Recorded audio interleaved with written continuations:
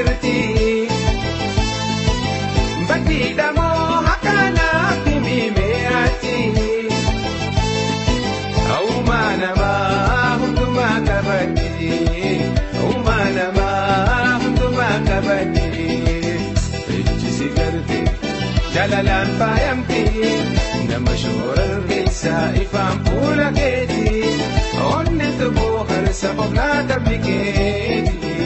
onne toboo harsa foklaata bikeeti.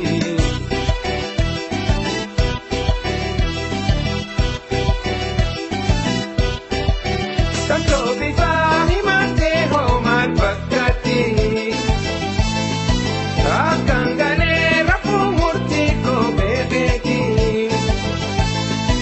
yaadoo fi ba'aa hindisiin narratti yaadoo fi ba'aa hindisiin narratti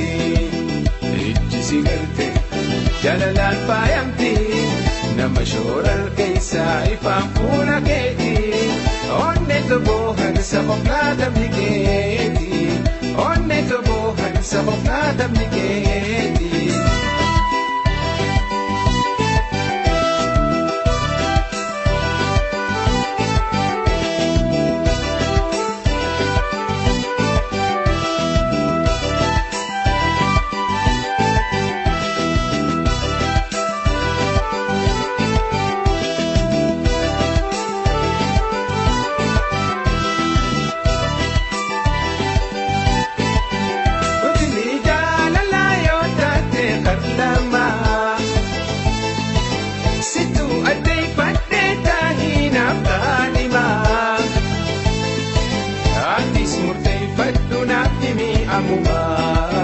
Atis murteeffadhu naaf himi ammumaa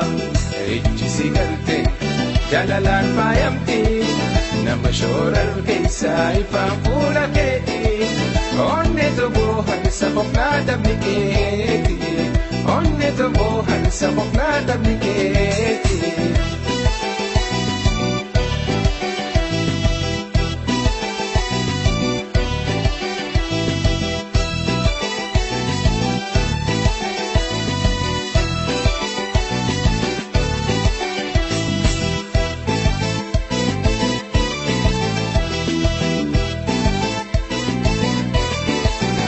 Waliin hirmaannaa jaalalaa dhugarraa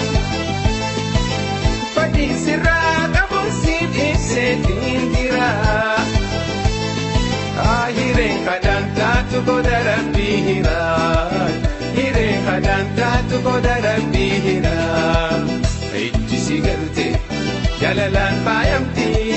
nama shoorargeessaa ifaan fuula keeti onne toboo harsa foklaata bikeeti onne toboo harsa foklaata bikeeti.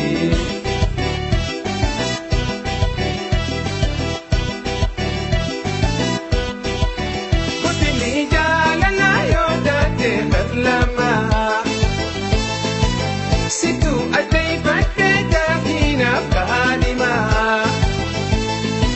atis murteeffadhu naaf himi ammumaa